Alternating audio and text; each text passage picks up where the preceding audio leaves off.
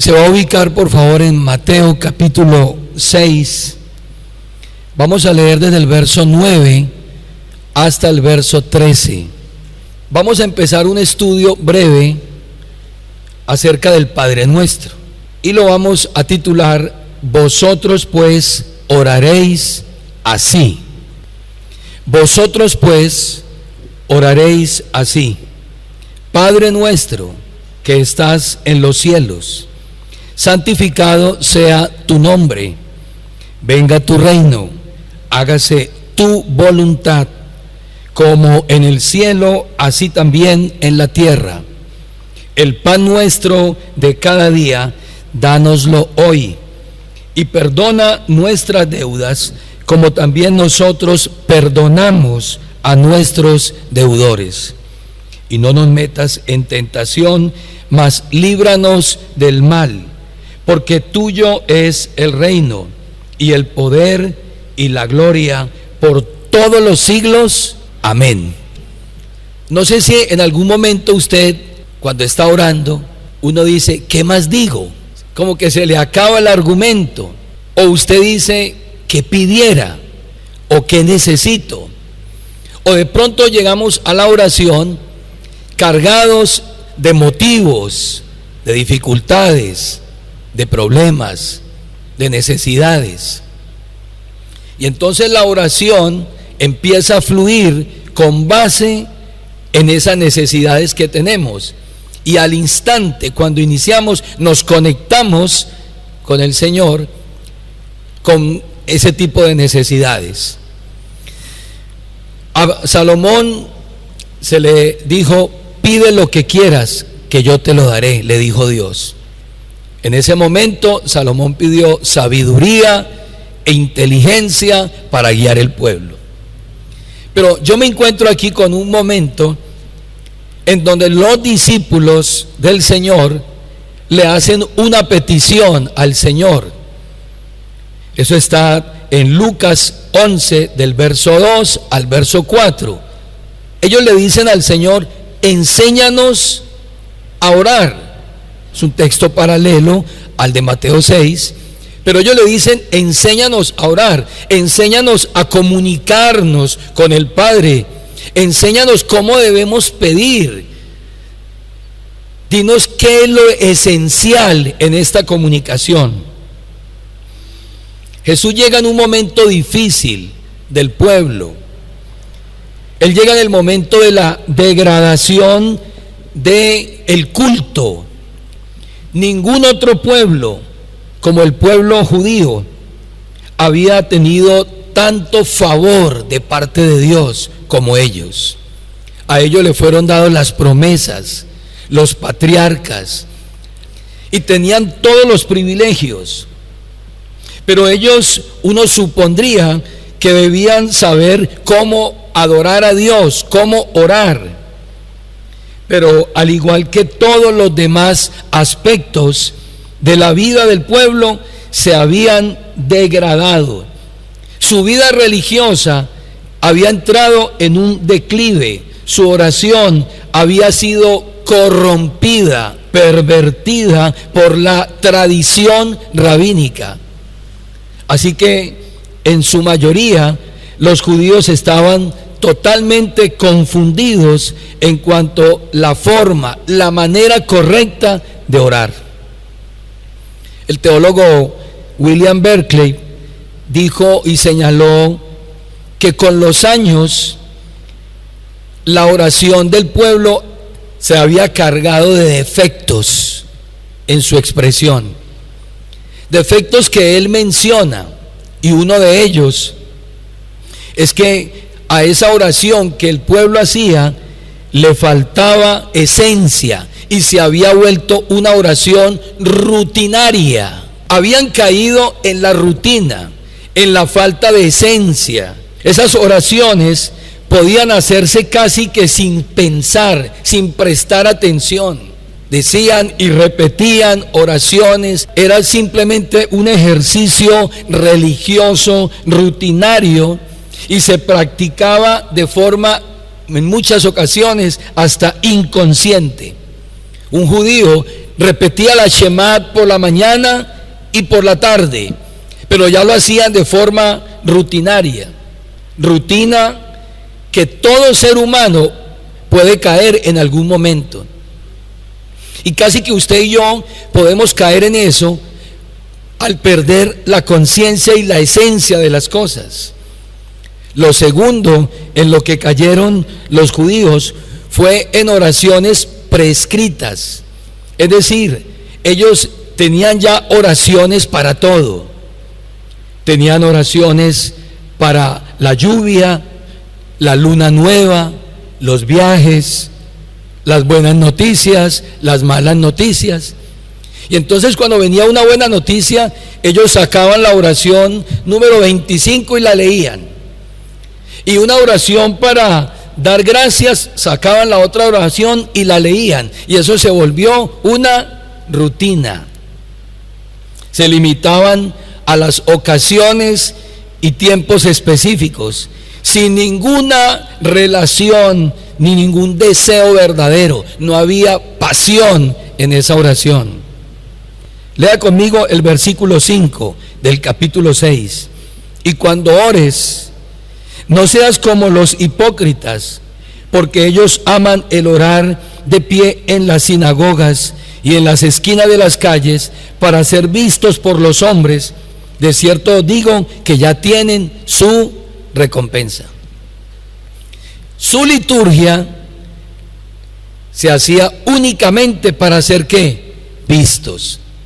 Ayunaban y dejaban que su rostro se mudara para que la gente supiera que habían ayunado. Daban una ofrenda y la publicaban a todo el mundo para que la gente se diera cuenta de que habían dado algo. El Señor les dijo, ya tienen su recompensa, porque era una oración cargada de ¿qué? De hipocresía. Y como dice el versículo 5, entonces todo lo hacían para ser vistos por los hombres, por las personas, para ser aplaudidos, para ser reconocidos, para ser llamados maestros. Así de que todo el pueblo cayó en esa dinámica de la oración. Frente a ese gran deterioro de esos grandes privilegios que Dios le había dado al pueblo, Jesús entonces llega para retomar la esencia de la oración y para darles a ellos, para restituir el verdadero sentido de la oración. El Señor entonces no solamente les va a enseñar un modelo de oración, Él mismo se va a presentar como modelo de oración. Porque una cosa era lo que hacían los fariseos. Los fariseos enseñaban y enseñaban y enseñaban, pero a diferencia de los fariseos, cuando se dice de Jesús, se dice que Él enseñaba como quien tiene autoridad y no como los fariseos. ¿Por qué? ¿Cuál era la diferencia?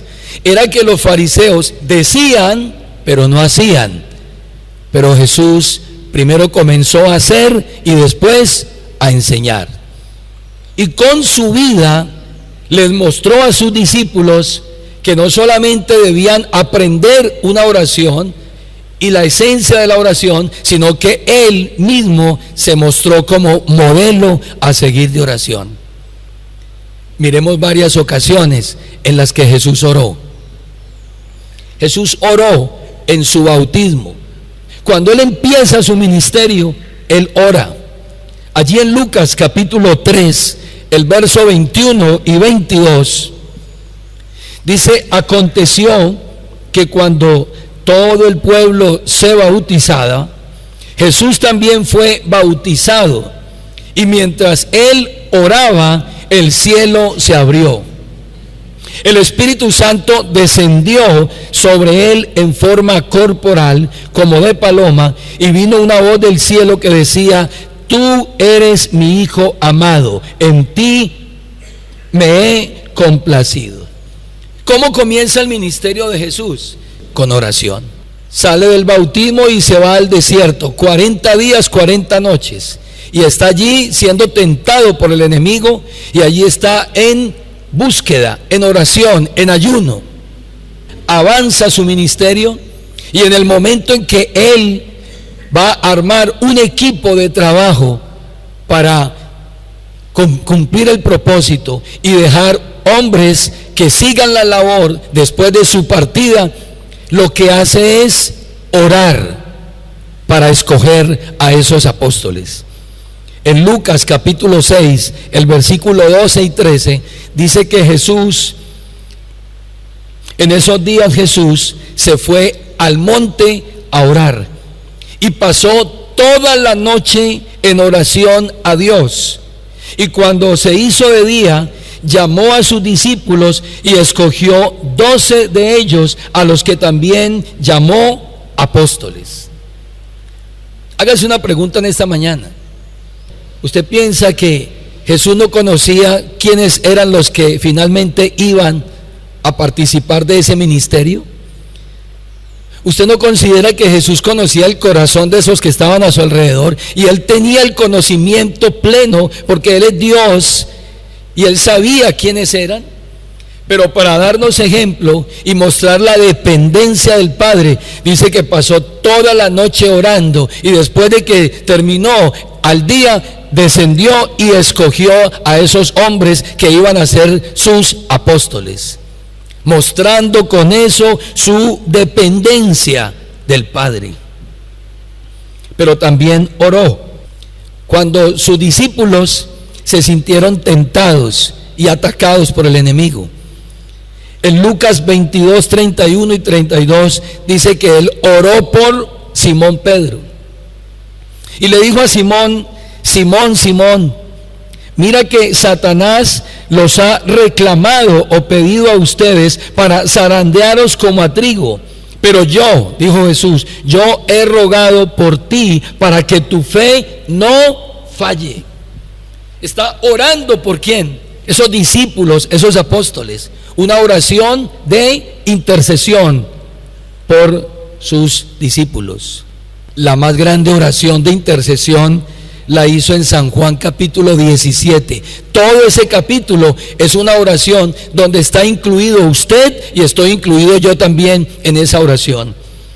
San Juan 17, 1 al verso 26 dice: estas cosas habló Jesús, y alzando los ojos al cielo dijo: Padre, la hora ha llegado, glorifica a tu Hijo, para que tu Hijo te glorifique a ti, por cuanto le diste autoridad sobre todo ser humano, para que Él dé vida eterna a todos los que le has dado.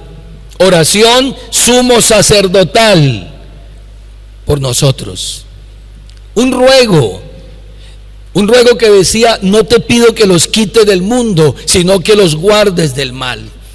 Padre, que ellos vean mi gloria con la gloria que estuve contigo desde el principio. Fue una oración ¿de qué? De intercesión. Entonces, hermanos, Jesús constantemente estaba ¿qué? Orando. Es más, Jesús oró en sus últimos momentos de vida. Antes de morir estaba ¿qué? Orando. Podríamos decir en esta mañana que Jesús murió orando. Mientras estaba en la cruz, se oyó un grito de Jesús. Lucas 23, 34. Jesús dijo: Padre, perdónalos porque no saben lo que hacen. Mientras los soldados echaron suerte sobre sus vestidos y repartieron entre sí sus vestidos, mientras lo estaban despojando, Jesús, ¿qué estaba haciendo? Orando por sus enemigos. Impresionante. Se escuchó un segundo grito agónico desde la cruz. Mateo 27, 46. Alrededor de la hora novena, Jesús exclamó a gran voz diciendo: Dios mío, ¿por qué me has desamparado? ¿Por qué me has abandonado? En el momento más difícil, en donde el Padre quita su mirada de él por todo el pecado, que está cargando las consecuencias del pecado. Jesús está orando y está clamando al Padre en el momento más crítico, más difícil, más extremo de su muerte. Pero está orando, dándonos a nosotros un ejemplo de que muchas veces nosotros en los momentos más críticos buscamos otra cosa, cuando debiéramos estar ¿qué? Clamando. Pero finalmente se escuchó un grito. Lucas 23:46. Y Jesús, clamando a gran voz, dijo: Padre, en tus manos encomiendo mi espíritu. Y habiendo dicho esto, expiró. Murió orando.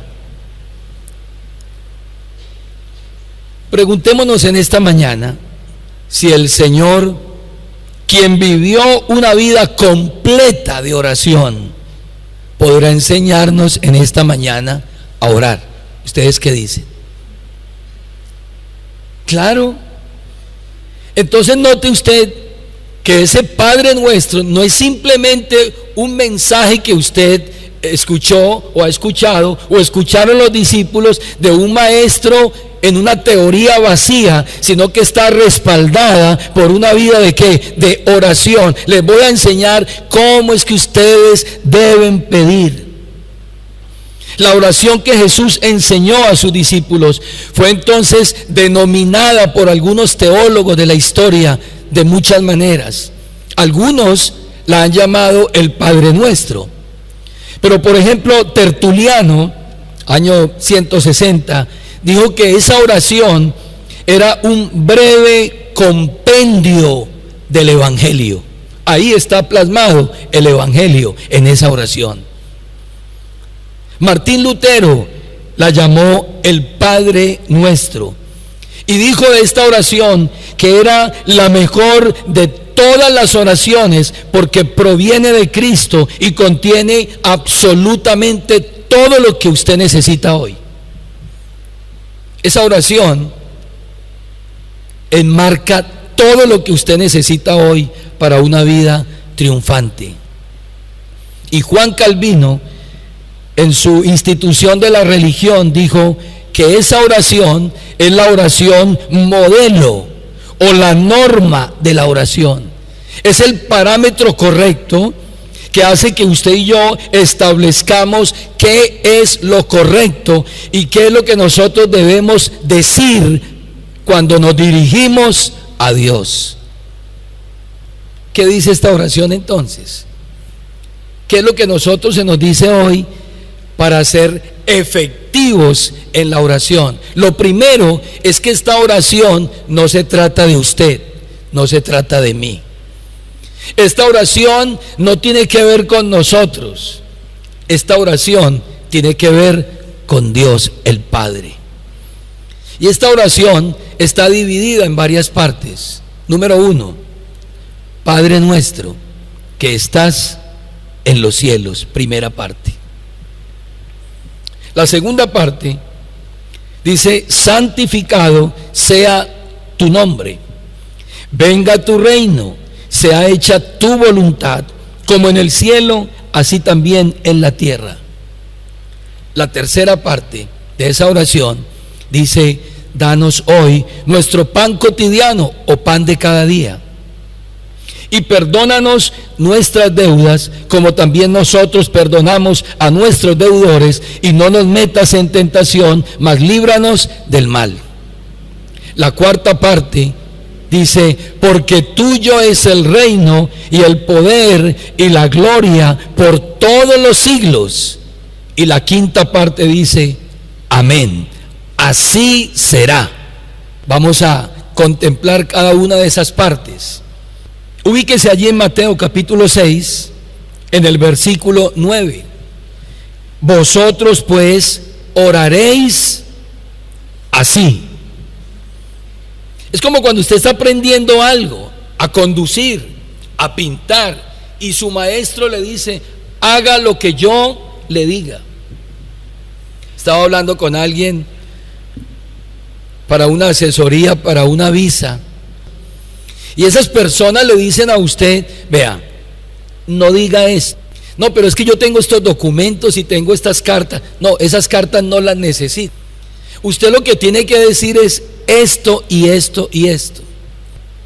Y nos dan una serie de recomendaciones para recibir una ¿qué? Una aprobación. Yo veo a Jesús aquí enseñándonos a nosotros qué es lo que realmente importa en nuestra comunión con Dios y nuestra relación con Dios. Verso 9: vosotros pues oraréis así. No diga otra cosa, haga lo que yo le digo, que nos cuesta a nosotros mucho recibir ¿qué? Instrucciones. Porque a veces nos creemos más creativos que Dios, nos creemos más buenos que Dios, nos creemos más misericordiosos que Dios. Y el Señor nos está diciendo: no, usted va a decir esto. La primera pregunta que debemos hacernos es: ¿por qué nos pide nuestro Señor que nos dirijamos a Dios diciendo Padre nuestro? ¿Por qué esta oración comienza con esas palabras y no de otra manera? ¿Por qué nos dice debes comenzar diciendo Padre nuestro? Hermanos, el sentido de esas palabras es para despertar en nosotros desde el principio de la oración dos cosas importantes en nuestra relación con Dios. Número uno, nuestro respeto filial por Él. Respeto filial. Y número dos, generar confianza en nosotros al entrar en la oración. Esas dos cosas son el fundamento de nuestra relación con Dios: confianza y respeto en la oración. Es a saber que usted y yo debemos estar convencidos de que Dios es nuestro Padre. Esta oración no es para todo el mundo. Usted escucha usualmente diciendo a la gente: todos somos hijos de Dios. ¿Lo ha escuchado? Todos somos hijos de Dios. Error. Todos no son hijos de Dios. Y quiero aclarar eso en esta mañana. Quizás la iglesia ya lo sabe, pero puede haber aquí un amigo que no lo sepa, y lo voy a ilustrar. Todos somos criaturas de Dios. Todos fueron creados por Dios. Pero ser hijo es un derecho que Dios le da a las criaturas. La Biblia dice en el primer capítulo del Evangelio de Juan: a lo suyo vino al mundo y los suyos no le recibieron. Pero luego dice: mas a todos los que le recibieron, a los que creen en su nombre, les dio el derecho, la potestad de ser hechos hijos de Dios. Y si dice hechos, era porque no eran, pero es un derecho que el Padre le da a los que creen en ¿quién? En Cristo, en su Hijo amado. Así que esta oración no es para que todo el mundo la repita o la diga o va a orar con esta oración. Esta oración es exclusiva para los hijos.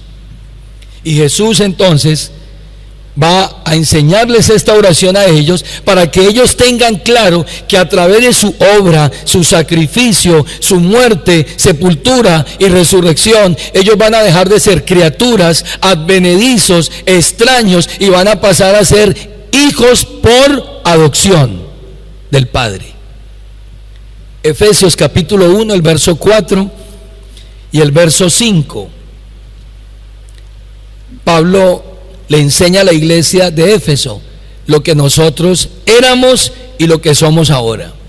Dice el verso 4 y 5 de Efesios 1: según nos escogió en Él antes de la fundación del mundo, para que fuésemos santos y sin mancha delante de Él, en amor, habiéndonos predestinado para hacer ¿qué cosa? Adoptados hijos suyos por medio de Jesucristo, según el puro afecto de su voluntad. Usted no era hijo y Dios lo adoptó. ¿Y lo adoptó por medio de quién? De Jesucristo. En Romanos capítulo 8, el verso 14 al 17, Pablo enseña y dice: pues no habéis recibido el espíritu de esclavitud para estar otra vez en temor, sino que habéis recibido el espíritu de adopción, por el cual clamamos: Abba, Padre. Hemos recibido ¿qué? El espíritu de adopción. Así de que usted y yo ahora somos ¿qué? Hijos por adopción. Lo anterior tiene implicaciones para nosotros. La implicación de que Dios sea nuestro Padre debe generar en nosotros dos cosas. Número uno, respeto. La gente hoy juega con esa figura. Padre, cuídame la casa. Padre, cuídame el carro. Padre, tú sabes esto. Y a veces nos comportamos como hijos malcriados, dándole órdenes. Padre, es que tú eres mi padre, y como tú eres mi padre, entonces yo tengo derecho y yo puedo pedir lo que quiera. No, un hijo debe respetar esa figura paternal y no puede cruzar la línea de ¿qué? Del respeto. Pero también esa paternidad debe generar confianza en nosotros. Miremos la primera: respeto. Malaquías capítulo 1. Malaquías capítulo 1. O sea, Dios no es un mandadero de nadie. Dios no es alguien que usted puede manipular, controlar. No. Esa paternidad implica respeto y que nosotros debemos someternos a Él como Padre. Dice el versículo 6: el Hijo honra ¿a quién? Al Padre, y el siervo a su Señor. Si pues soy yo Padre, ¿dónde está qué? Mi honra. Y si soy Señor, ¿dónde está mi temor? Dice Jehová de los ejércitos. Si ustedes dicen que yo soy su Padre, ¿dónde está mi honra con que ustedes me honran a mí? Y entonces preguntan los sacerdotes: ¿en qué pues hemos menospreciado tu nombre? El versículo 7 dice: en que ofrecisteis sobre mi altar pan inmundo, y dijiste: ¿en qué te hemos deshonrado? En que pensáis que la mesa del Señor es despreciable. Estaban viniendo a Dios con cualquier cosa, con cualquier sacrificio, con cualquier ofrenda, de cualquier manera. Él es nuestro Padre y Él entenderá. No. El versículo 8, el Señor los confronta y les dice: y cuando ofrecéis el animal ciego para el sacrificio, ¿no es malo? Asimismo, cuando ofrecéis el cojo o el enfermo, ¿no es malo? Le traían los sobrados a Dios, a las ofrendas, a los sacrificios. Veían en medio de su rebaño un corderito, un animal cojo, ciego o dañado, y decían: este le sirve al Señor, y se lo llevaban allá. Y entonces el Señor los confronta y les dice, verso 8: preséntaselo pues a tu príncipe. Llévale ese mismo cordero que me traes a mí, llévaselo a tu príncipe. ¿Acaso se agradará de ti? ¿O te le será acepto? Dice Jehová de los ejércitos. Ahora pues orad por el favor de Dios para que tenga piedad de nosotros. ¿Qué pasaba con ellos? Le traían a Dios ¿qué? Los sobrados. Traigámosle el cordero cojo. Y el Señor les dice: llévele ese mismo cordero al príncipe que usted tiene, a ver si se lo recibe. Tráigale el corderito ciego a ver si se lo va a recibir para la ofrenda. No se lo va a recibir. Pero sí se lo estaban trayendo ¿a quién? A Dios. Y ahí el reclamo de Dios: si yo soy padre, ¿dónde está qué? Mi honra. Pregúntese en esta mañana, ¿usted qué le está trayendo a Dios? No, Dios entiende que yo no puedo hacer eso, que yo no tengo tiempo, que yo tengo otras ocupaciones, que yo y que yo y que yo y que yo. Yo le pregunto, llévele ese mismo argumento a su jefe de la empresa, a su gerente, a su administrador, a ver si usted le van a aceptar las mismas excusas que usted y yo muchas veces le ponemos argumentándole a Dios por qué no hacemos las cosas.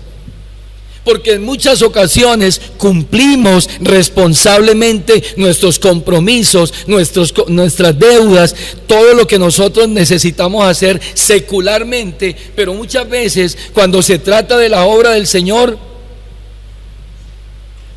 Dios sabe. Preséntele eso a su jefe, vaya, dígale que no pudo venir por lo que usted muchas veces utiliza como excusa para no servirle a Dios, a ver qué le va a decir Dios. Entonces habían faltado al respeto a Dios, y por eso Jesús les dice: cuando oren, digan Padre nuestro, con respeto. Pero también esa expresión implicaba confianza.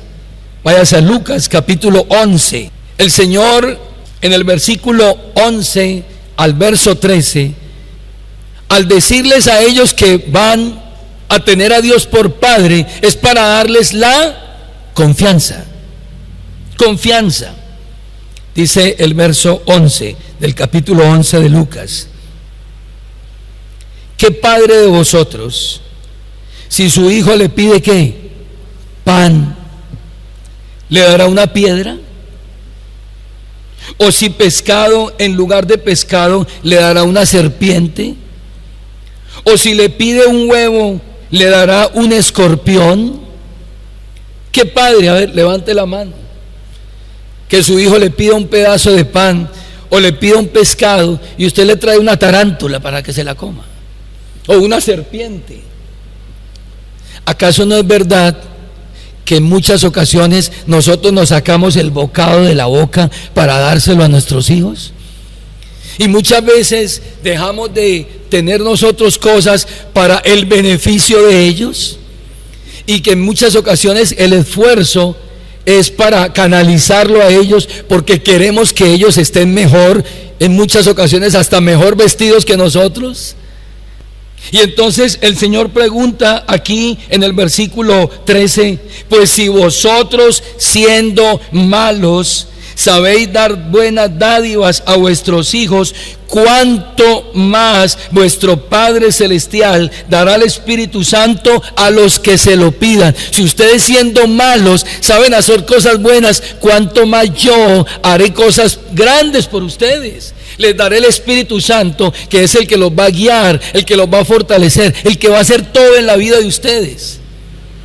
Porque en muchas ocasiones llegamos a la oración dudando y diciendo: Dios no me da esto. O estamos pensando como ese siervo malo que dijo: yo sabía que tú eres malo y que tú recoges donde no sembraste, cuando llegó a la hora de repartición. A lo cual su amo le dijo: ¿a ti quién te dijo que yo tomo de lo que no es mío? Y llegamos con esa actitud confrontadora con Dios. Pero Jesús les está diciendo: respeten a Dios en esa oración, pero también confíen que Él sabe exactamente lo que ustedes necesitan, y Él no les va a dar a ustedes absolutamente nada que los dañe, absolutamente nada que vaya en contra de ustedes. Porque si ustedes, siendo malos, les saben dar buenas dádivas a sus hijos, cuánto más yo, dice el Padre, que soy bueno, les daré a ustedes lo mejor. ¿Sabes de qué debes estar tú seguro? Que si Dios llegara a decirte no, es porque te ama. Cosas que humanamente muchas veces no recibimos y Dios me dijo que no, y nosotros seguimos insistiendo, o si nos dice mal creemos que es para nuestro fracaso. No, hermanos, los que somos padres, ¿cuántas veces le ha dicho usted no a sus hijos? ¿Cuántas veces le ha tenido que decir no? ¿Cuántas veces se ha tenido usted que quedar callado cuando su hijo viene y le hace una solicitud y usted ni le dice no ni sí, y usted le dice espere? ¿Usted le ha dicho alguna vez a su hijo tienes que esperar? ¿Le ha dicho? ¿O le ha dicho no? ¿O le ha dicho sí? Pero le pregunto, cuando le ha dicho no, ¿le ha dicho no porque lo ama o porque le quiere volver la vida a cuadritos y complicarlo y ponerlo triste? ¿Por qué? ¿Por qué le dice no? Porque lo ama. Usted debe saber que su padre sabe exactamente lo que usted necesita, y él muchas veces dirá no, o le dirá sí, o le dirá espere, que no es el tiempo, tranquilo, y nos enseñará. Deuteronomio dice que Dios hizo pasar a Israel por el desierto y por la apretura y por el cansancio, y les dio un alimento y los preservó, y se sintieron en determinado momento en extrema prueba, pero dice la Biblia que era para probar el corazón de ellos, si estaban siguiéndolo, cuál era el motivo por lo que lo seguían. Dios te va a poner a prueba a ti y me va a poner a prueba a mí, para enseñarnos a esperar. Nos dirá no, nos dirá sí, o nos dirá espere. Pero en todo eso, la Biblia dice, vuestro Padre Celestial sabe de qué tienen necesidad. Así que entienda y entendamos que no es un diosecillo que yo puedo controlar y puedo cambiarlo. No, yo tengo que darle a Él la honra, el reconocimiento, pero tengo que tener la certeza, la seguridad que Él ya sabe antes de que yo le pida qué es lo que yo necesito. ¿Le ha preguntado usted a su hijo alguna vez, papi, ¿usted cómo está de zapatos? ¿Cierto? Porque uno ya lo ve como, este está pidiendo zapatos, o está pidiendo un jean o una camiseta. No. Y usted va y busca, porque usted va viendo la necesidad. O entra a la heladera y usted dice, aquí falta algo. Los que somos proveedores, uno dice, aquí falta, me voy. Y no nos tienen que decir, uno va y mira, o está por fuera y dice, ¿qué necesitan? Hermano, nuestro Padre Celestial es así. Él sabe lo que usted hoy necesita. Sabe la persona que usted necesita en su relación. Él sabe a quién necesita usted. Él sabe absolutamente todo lo que usted necesita. ¿No le trae alegría y confianza eso? ¿No le trae satisfacción saber que Él sabe todo de su vida? Es más, ¿no le trae seguridad el saber que aún los cabellos de su cabeza están todos contados? Y que Él conoce a cabalidad qué es lo que necesita. Pero la oración continúa. Vuelva allí a Mateo capítulo 6, versículo 9. La oración continúa y dice, Padre nuestro que estás en los cielos. ¿Por qué añade que estás en los cielos? ¿Por qué? Usted y yo tenemos que tener muy claro esto, y no puede haber la menor duda respecto a la majestad de Dios, el dominio de Dios, la soberanía de Dios y la omnipotencia de Dios. No le puede quedar la menor duda. Cuando usted hable con Él, usted tiene que saber con quién está hablando. Un Dios majestuoso, soberano y omnipotente, que no se limita a absolutamente nada y que no depende de nada ni de nadie. A usted le debe quedar claro eso.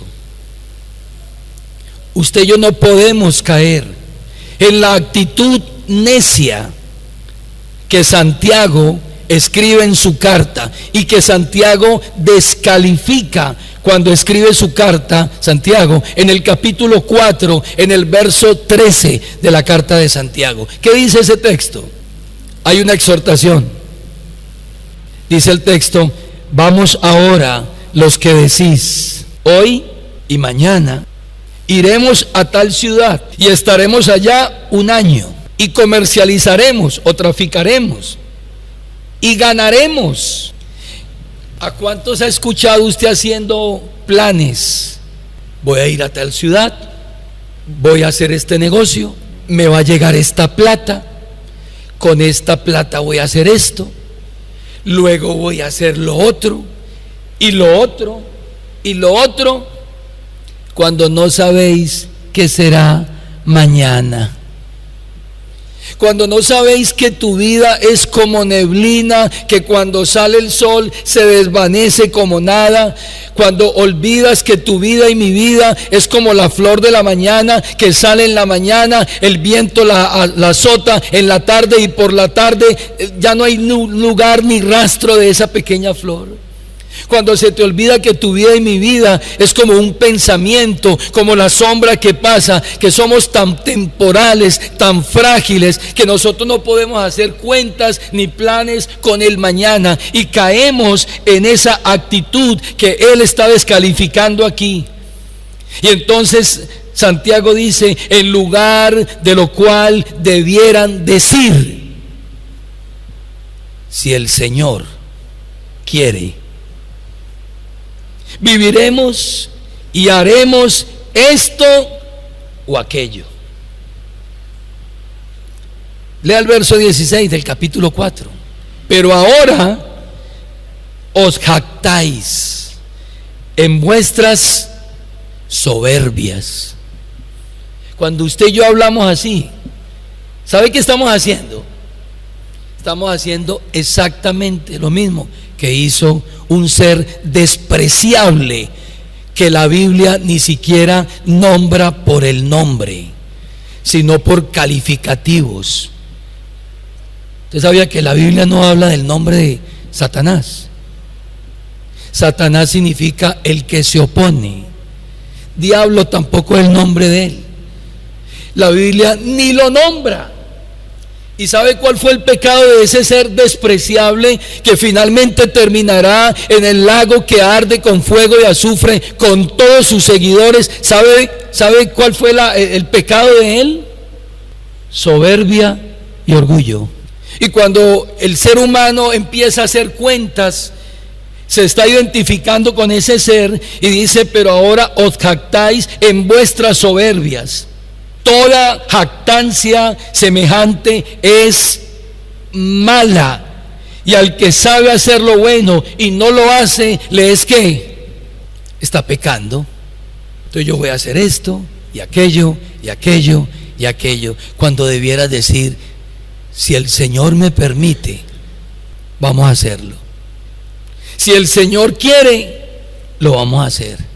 Someto mis planes, someto mi agenda, someto todos mis proyectos, mis sueños, anhelos, los someto ¿a quién? A la voluntad. Y si Él quiere, maravilloso. Y si no quiere, maravilloso. Porque Él sabe lo que yo necesito. El Salmo 103, el verso 19, nos recuerda que Dios, como Padre, está sentado en el trono y que Él es el que domina.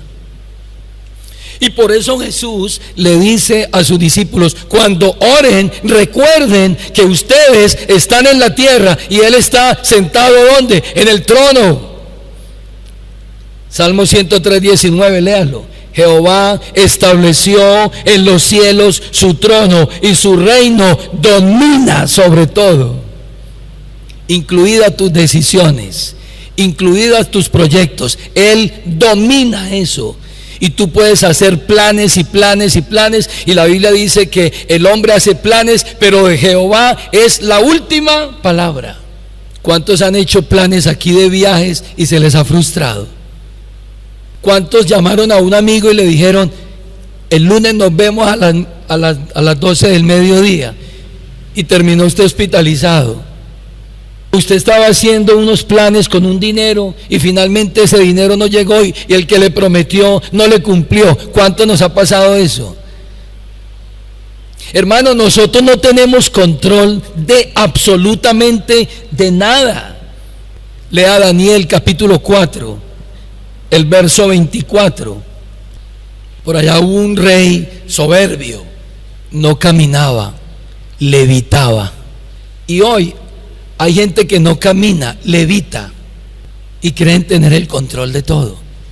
Para resumirle esa historia bíblica, ese hombre dijo, esta es la Babilonia que yo construí con mi propia fuerza para mi propia gloria. Automáticamente le vino un mensaje del cielo: te van a poner a comer hierba con las bestias, y el rocío de la lluvia te va a caer, hasta las uñas le van a crecer y va a quedar allá como las bestias del campo. En el verso 24 dice que antes de que eso sucediera, él tuvo un sueño y mandó llamar al profeta para que se lo interpretara. Y Daniel le dijo estas palabras: esta es la interpretación, oh rey, y la sentencia del Altísimo que ha venido sobre mi señor el rey, que te echarán de entre los hombres, y con las bestias del campo será tu morada, y con hierba del campo te apacentarán, como a los bueyes, y con el rocío del cielo serás bañado, y 7 tiempos pasarán sobre ti. ¿Hasta cuándo? Hasta que conozcas que el Altísimo tiene el dominio en el reino de los hombres y que Él lo da a quien Él quiere. Verso 26. Y en cuanto a la orden de dejar en la tierra la cepa de las raíces del mismo árbol, significa que tu reino te quedará firme. Luego que reconozcas que el cielo, ¿qué pasa que no el cielo? ¿El cielo qué? ¿Quién gobierna tu vida en este momento? ¿Quién la gobierna? ¿Qué nos está vendiendo el mundo? Usted es el capitán, usted es el arquitecto, usted es el dueño, usted va donde quiere, usted hace lo que quiere. Pero aquí está diciendo, el cielo gobierna. El cielo es el que toma ¿qué? Las decisiones. Y si usted y yo vamos a empezar a ir en contra del designio del cielo, en contra del designio del Todopoderoso, del Omnipotente, del Soberano, hermano, terminará comiendo hierba como los bueyes, hasta que reconozcas que el cielo gobierna. Jesús entonces le dice a sus discípulos: no se les ocurra pensar que ustedes pueden hacer lo que quieran. Reconozcan el dominio, humíllense bajo la poderosa mano del Señor para que Él los exalte cuando sea el tiempo, porque Dios resiste a los soberbios, pero da gracia a los humildes. ¿Quiere el beneficio de Dios? Humíllese. Y cuando usted se humille, Él lo va a exaltar. Pero si usted se exalta, Él lo humilla. Porque Él envió a su Hijo y su Hijo se humilló. Y después de que se humilló, ¿quién lo exaltó? El Padre. Filipenses 2:5 en adelante. Por lo cual le fue dado un nombre que es sobre todo nombre, para que el nombre de Jesús se doble toda rodilla y toda lengua confiese que Él es el Señor. Cuando oren, reconozcan que Él tiene el dominio. Vamos a dejar hasta aquí esta reflexión. Le invito a estar en pie, por favor, porque luego vienen las peticiones. No hemos entrado en las peticiones. La primera petición es: O la primera súplica es: santificado sea tu nombre. La segunda es: venga tu reino.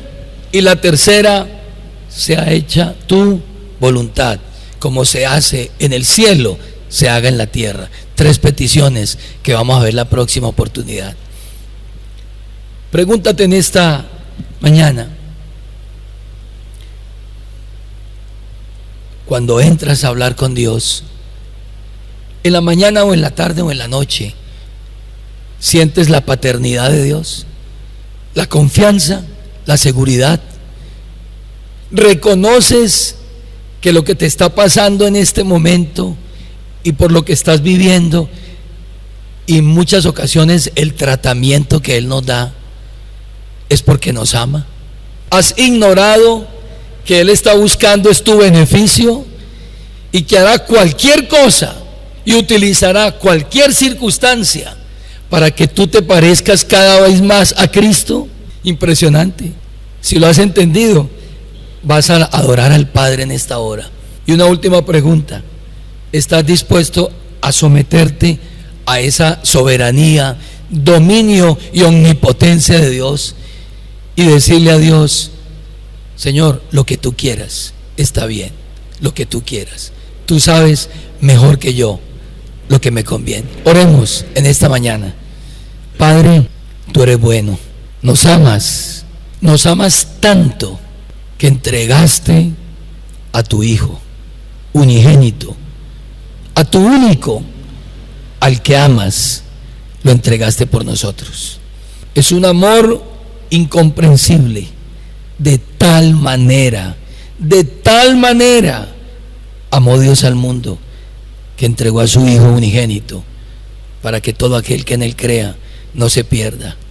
Señor, perdónanos en esta mañana si hemos dudado de ese amor, de ese cuidado, de ese beneficio. Guárdanos en nuestro corazón de dudar de ese deseo que tú tienes de ver a tus hijos hechos conforme a la imagen de Cristo. Padre, perdónanos si hemos sido intransigentes, si hemos sido ingratos, si hemos manipulado en algún momento nuestras peticiones para forzar nuestros beneficios. Y si te hemos ofendido, Señor, hoy reconocemos que el cielo gobierna y que del cielo vienen las órdenes para nosotros. Padre, danos un corazón humilde, manso, que podamos reconocer tu soberanía en todo tiempo y en toda ocasión. Lo pedimos en el nombre de Jesucristo. Amén.